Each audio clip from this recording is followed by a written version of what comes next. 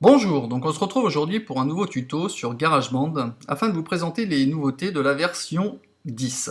Alors, avant toute chose, si vous êtes encore sur Lion ou Mountain Lion ou un OS plus ancien, sachez que lorsque vous allez migrer sur Mavericks, vous aurez la possibilité de télécharger GarageBand version 10 gratuitement.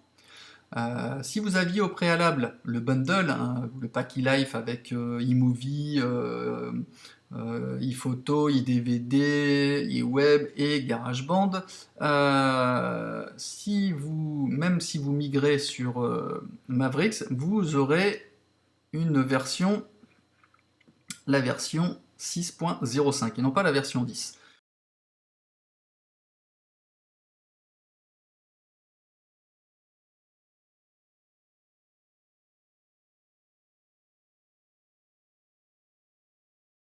Parce que vous aurez la possibilité de garder votre précédent GarageBand, et là, une fois que vous aurez migré sur Mavericks, vous aurez la possibilité de le télécharger donc gratuitement, la version 10, non pas la version 6, mais la version 10, qui elle présente une interface un peu différente, que je trouve moi personnellement plus agréable visuellement, avec des fonctionnalités des nouveaux sons, des nouveaux effets, une nouvelle approche. On se rapproche un peu plus de Logic Pro 10, en tout cas dans l'environnement, hein, pas forcément dans toutes les options, puisque Logic Pro 10 est quand même beaucoup plus évolué, mais néanmoins il y a des petites choses intéressantes à voir. Donc je me propose de vous le présenter. Donc sachez que si vous aviez l'ancien et que vous le mettez à jour, vous aurez une version, une fois que vous aurez téléchargé le nouveau, le GarageBand 10, et ben l'ancien se mettra dans un dossier automatiquement intitulé GarageBand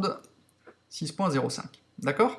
Donc là, nous, ce qui nous intéresse, c'est le nouveau, et je me propose de vous montrer les nouveautés.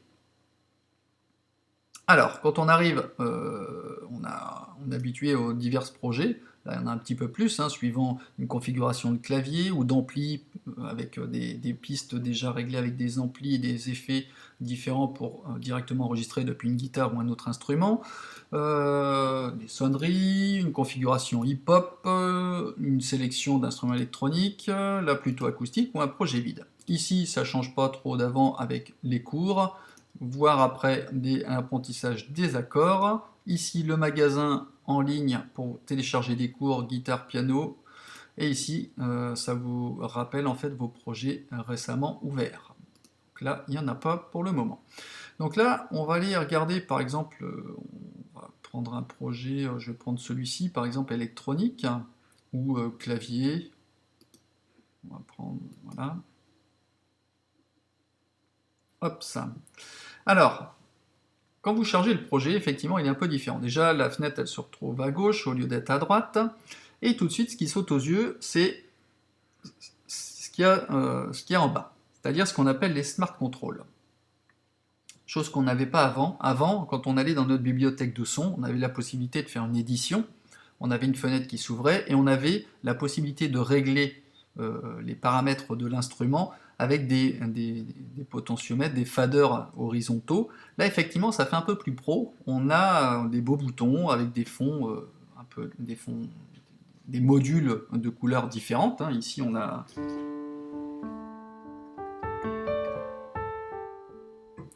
un petit piano, un piano électrique, vous voyez, avec d'autres réglages.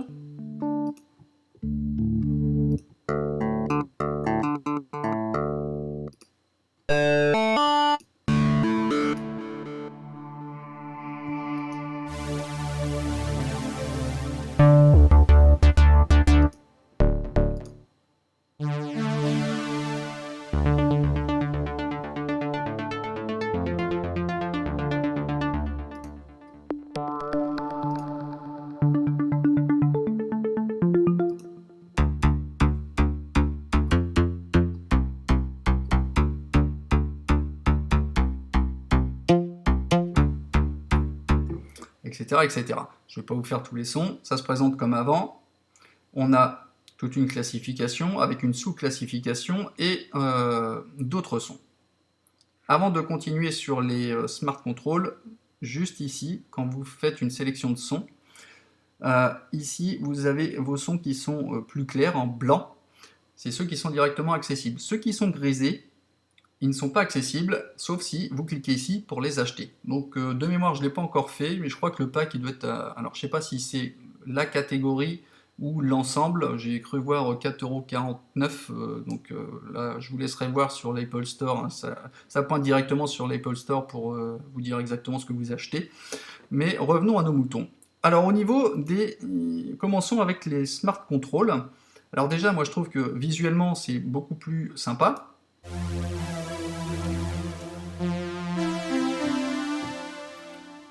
Ça fait plus professionnel, ça fait plus, voilà, que plutôt d'avoir une fenêtre toute simple avec des potentiomètres, je trouve que c'est plus joli. Alors, remarquez une chose qui est assez sympathique, c'est que si vous modifiez votre son, vous verrez que si je bouge l'un des potards, vous aurez ce petit bouton qui va s'allumer.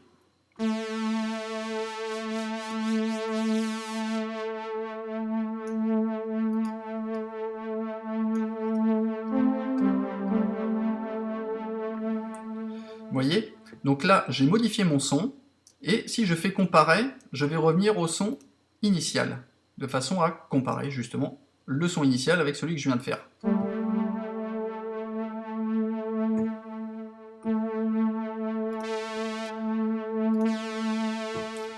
Une façon simple, si vous avez fait plusieurs bidouilles, vous ne savez plus initialement comment le son était, ben vous recliquez sur comparer, vous revenez au son initial. Si par contre vous n'avez fait qu'une modification sur un des boutons, appuyez sur la touche Alt, clic gauche souris, et vous revenez au réglage initial. D'accord? Donc là, fonction comparer. Vous voyez également qu'on a la possibilité de faire une équalisation graphique qui est, je trouve, très jolie.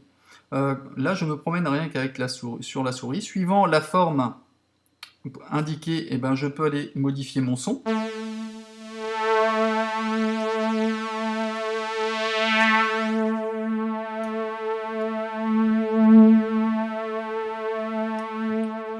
On peut aller vers les cuts, ici.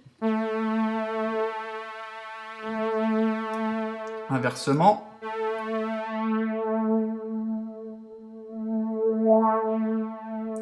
Donc on a possibilité de sculpter directement notre son. Moi je trouve que c'est assez intéressant. On peut activer l'analyseur également.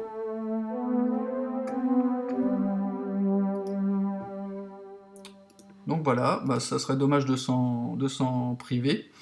Donc ça c'est une des nouveautés. Une autre nouveauté également, c'est l'arpégiateur, quand vous pouvez l'activer, ici. Alors je vais reprendre le son d'origine. Donc je vais prendre peut-être un son un peu plus sec. On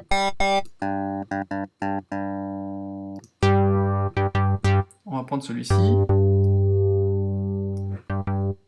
J'active l'arpégiateur.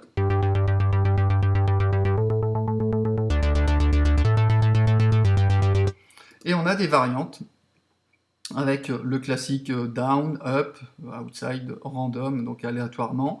On a la possibilité donc d'indiquer le rate, c'est-à-dire la vitesse.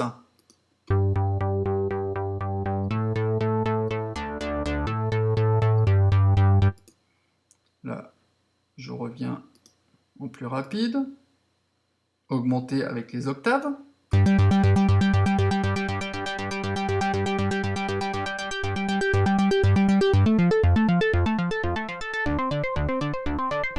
Etc. Et après, on a des variantes, des cycles avec des grooves différents, des accords.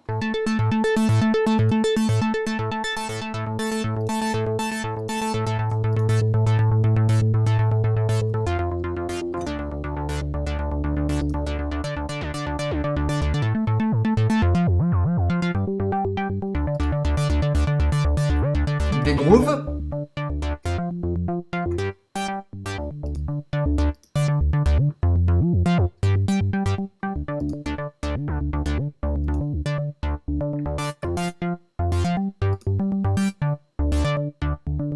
etc., etc. Donc vous voyez que vous avez une large collection. Donc vous avez juste qu'à appuyer sur arpégiateur pour l'activer. Là je le désactive.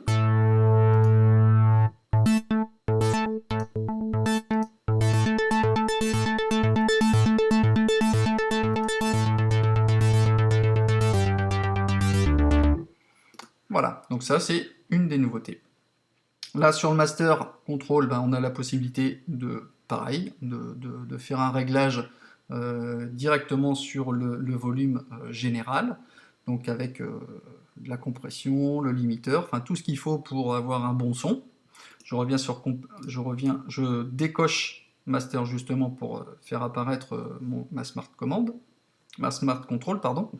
Ici sur le i, alors avant de faire le i, également si vous voulez accéder aux automatisations, par exemple par rapport à ce son, j'active ici le petit bouton automatisation, et là j'ai un menu déroulant qui reprend tous les éléments de mon module. Voilà, je vais jouer sur le cutoff, hop, je vais avoir ma ligne, j'appuie sur la touche commande pour aller dessiner ma courbe de cutoff. Et là, je reviens, je joue. Alors, on va enlever le métronome qui se met par défaut. Ça, c'est le précompte.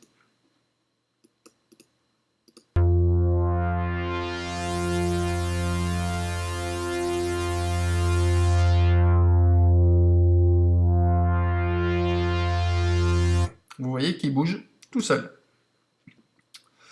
Qu'est-ce qu'on a comme nouveauté? Également, donc ici, l'affichage, comme avant, des boucles, suivant les recherches.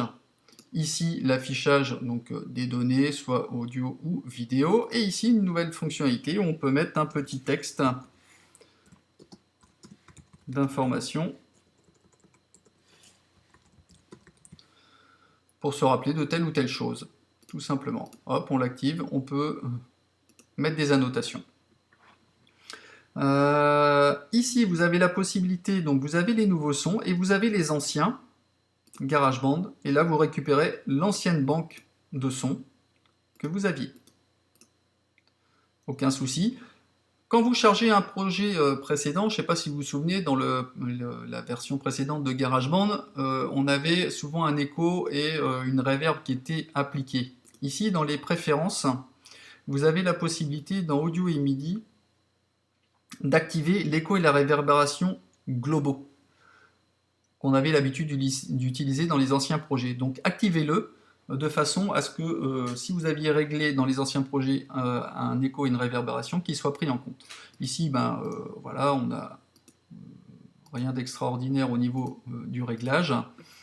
Qu'est-ce que je peux vous dire encore? Donc on a une petite chose qui est nouvelle, qui est tirée de Logic Pro 10, qui est le fameux drummer. Alors, quand vous êtes sur une piste, vous pouvez faire un clic droit et ici aller... D'ailleurs, ici, vous pouvez afficher ou verrouiller les enregistrements, les contrôles d'entrée, la piste de groove. Vous pouvez le faire directement d'un clic droit. Ou vous pouvez également créer des nouvelles pistes, audio, logiciel ou batteur. Sinon, vous appuyez ici sur le petit plus. Et là, on a la possibilité de créer un instrument donc logiciel, une piste audio pour un enregistrement micro par exemple, ou un enregistrement guitare avec des configurations de son sur lesquelles on peut mettre des effets, et le fameux batteur. Alors, Kezako, quand on crée, on arrive sur le fameux drummer. En français, entendez ça par batteur, qui va créer une piste automatique en fonction de certains réglages, suivant certains pré-réglages, en fonction du mode de jeu, en fonction du batteur également. Alors, je m'explique, c'est surtout fait pour vous aider. Hein, si on active par exemple une boucle, vous faites une lecture, on va faire la boucle jusque là, la coupure. Là, on peut changer le tempo un peu plus, on va mettre à 128.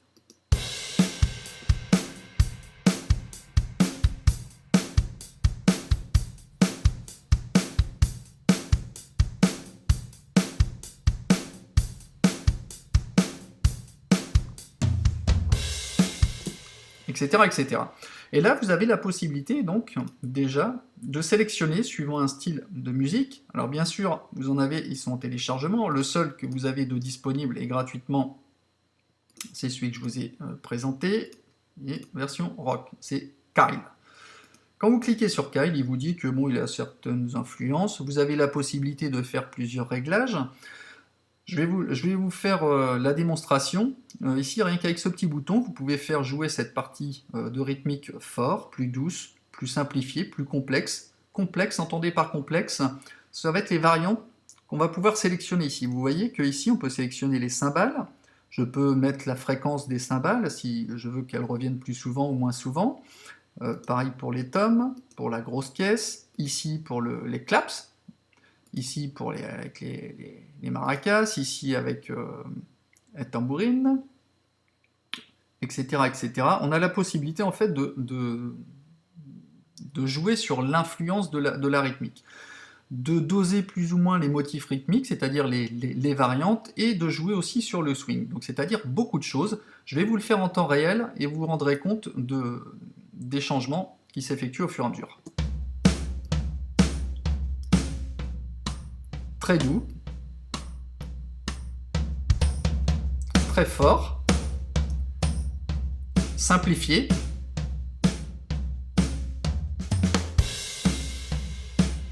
plus complexe. Vous voyez qu'il me rajoute des notes, enfin des battements. Là, je vais dire au niveau des tomes, j'en veux un peu plus. Cymbales un peu plus.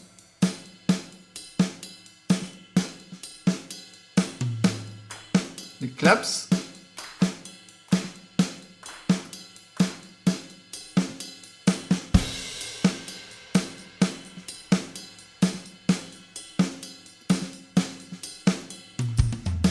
Des variantes.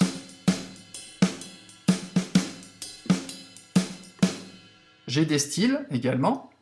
Alors là, Crash, il va adapter un certain réglage, pré-réglage ici et un pré-réglage ici en fonction d'un style de musique, enfin d'un style de rythmique.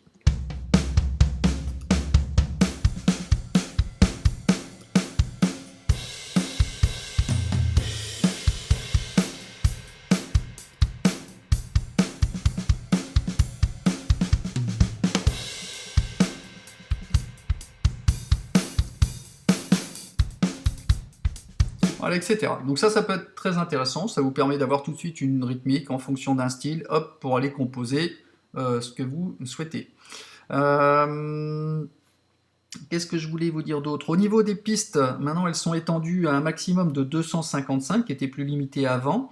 On a possibilité d'avoir au niveau du flex time et de l'harmoniseur, on a la possibilité en un seul clic d'adapter le flex time très facilement.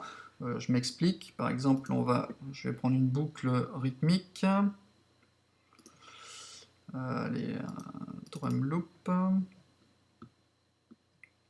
va prendre le premier. Ok, je vais créer pour ça une nouvelle piste audio. On va aller prendre...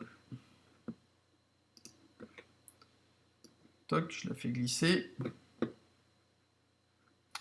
Voilà. Je me prépare après pour prendre une de basse. On verra ensuite. Et là, vous voyez que quand je clique, je double-clique dessus. Alors, soit je fais apparaître directement ici. En fonction de l'édition, je peux activer directement. Alors, on peut faire un zoom un peu plus grand, pour que ce soit plus parlant, plus visible pour vous. On va activer directement le flex, hop, et il va adapter en fait les coupures comme il faut. Je vais baisser un peu le son.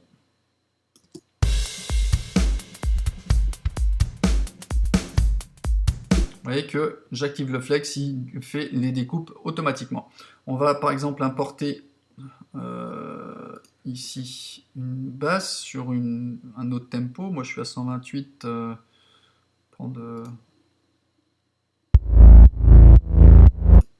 Alors, on va prendre celui-ci. Ah oui, effectivement, il faut que je crée une nouvelle piste audio. Toc. On va remettre ça ici. Voilà, celle-là, on va la dupliquer.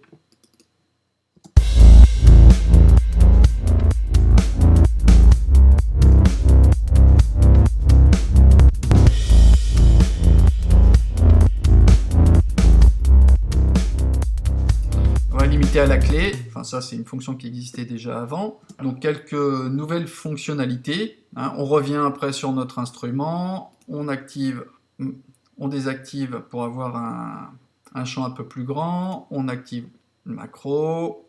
Ici le suivi, on active au niveau du curseur pour le suivi de la tête de lecture, ce qu'ils disent capture, mais c'est pas très bien traduit. Capturer la tête de lecture. En gros, c'est suivi de la tête de lecture. Si par exemple vous avez votre clip qui continue au-delà de ces mesures, et ben votre curseur il va continuer au-delà et vous allez rester en visuel sur la première partie. Alors que si vous activez la lecture de suivi, en quelque sorte, vous aurez toujours en visuel votre curseur. Et ce sont les clips qui vont défiler. Qu'est-ce que nous avons également ici? La possibilité de télécharger la télécommande de Logic. Alors ça peut être pratique si vous souhaitez contrôler GarageBand par exemple avec votre iPad directement, et également les Smart Control, vous pouvez les diriger avec votre iPad. On a la possibilité également dans le partage, alors maintenant on peut le poster, je ne pense pas qu'on pouvait le faire avant sur la précédente version, mais maintenant sur le SoundCloud. Ici,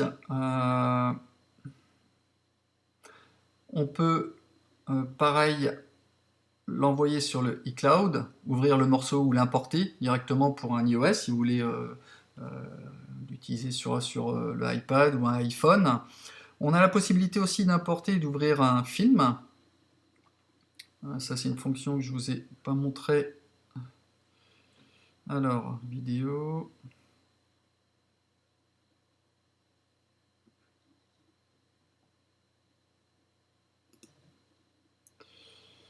Voilà, par exemple celui-ci.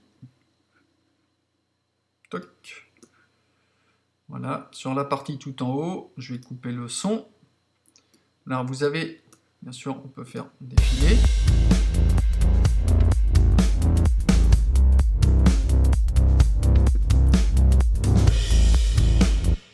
Vous pouvez agrandir, donc il garde toujours la proportionnalité en fonction de votre positionnement. Vous pouvez agrandir votre vidéo, elle restera toujours proportionnelle.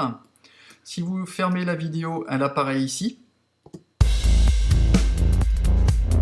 Vous n'avez qu'à cliquer pour la faire apparaître dans le menu directement, enfin au niveau de vos clips. Alors bon, ça c'en est tout pour la vidéo. Au niveau des pistes, on peut afficher la piste d'arrangement, afficher ou masquer la piste de film, de transposition, du tempo, de la piste principale, etc., etc. On a également la possibilité, ça je vous en ai pas parlé, d'utiliser, ça c'est assez important également, les audio units. On va créer par exemple ici une nouvelle piste logicielle. Donc il y a des contrôles, Alt commande A pour la piste audio, Alt commande S pour la piste instrument logiciel. Alors, nouvelle piste instrument logiciel, ici. Et vous voyez qu'en appuyant sur le I, on a la possibilité de charger nos fameux audio units. Donc une sensibilité du clavier, plus ou moins forte par rapport sur le fait d'appuyer sur les touches jouées. Et ici, vous voyez que on a soit les audio units donc classiques par rapport au générateur, l'Apple le sampler, vos audio units à vous. Moi j'ai ceux de Native Instruments. Ici directement, donc vous pouvez aller charger, je ne sais pas, par exemple Massive. Donc alors ne soyez pas étonnés si quand vous chargez votre projet, il n'est pas tout de suite tous les sons. Lorsque c'est une première fois, il met du temps à charger toutes les sonorités. Il le fera qu'une fois, mais là la première fois, moi quand j'ai fait l'essai, j'ai pas eu tous mes sons. J'ai dit oh là là, faut que j'aille chercher les banques de sons, et non. Vous avez juste voilà, cliquer dessus et... Pareil pour les effets. Vous avez la possibilité dans les audio units alors d'aller chercher tous les effets classiques, ou vos effets. Bon là j'ai pas tout installé encore, tous mes audio units, donc là j'ai installé que les principaux.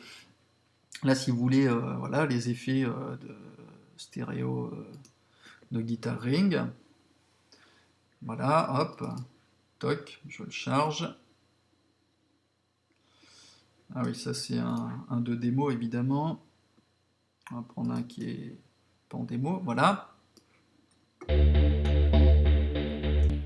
Donc je peux l'activer ou le désactiver. Voilà. Et je peux en charger plusieurs. On va prendre par exemple, je sais pas, celui-ci, Matrix Reverb. Comme avant, on peut en charger jusqu'à 4. Bien évidemment, sur une piste audio, vous avez la possibilité, on va la mettre en solo, celle-ci. Vous pouvez aller charger des effets. Alors, soit les anciens de GarageBand, mais également donc, les nouveaux. Donc, je ne sais pas, sur celui-ci.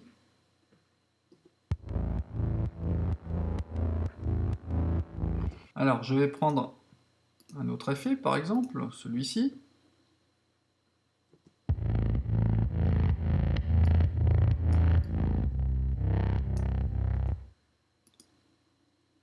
Je vais cliquer ici pour aller sélectionner, par exemple, l'ampli que je veux, par exemple celui-ci.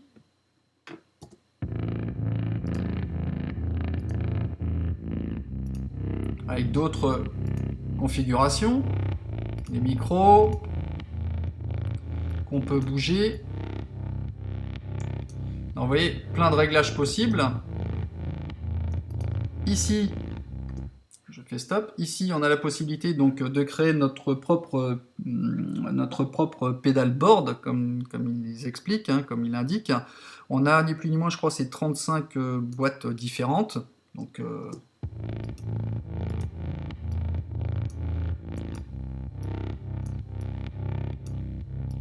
par exemple, celle-ci, j'en veux pas, je la reprends, je la remets là. Je veux un fuse, par exemple.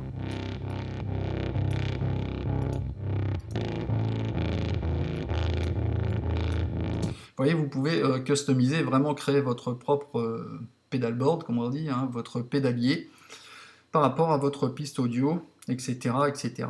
Vous pouvez également en ajouter, comme je vous l'ai montré avec vos audio init. Donc voilà, donc plein de choses nouvelles. Donc ben, c'en est tout pour les nouveautés. J'espère que cette vidéo vous aura fait plaisir. N'hésitez pas à me laisser des commentaires et je vous dis à bientôt pour un nouveau tuto sur GarageBand. Allez, ciao!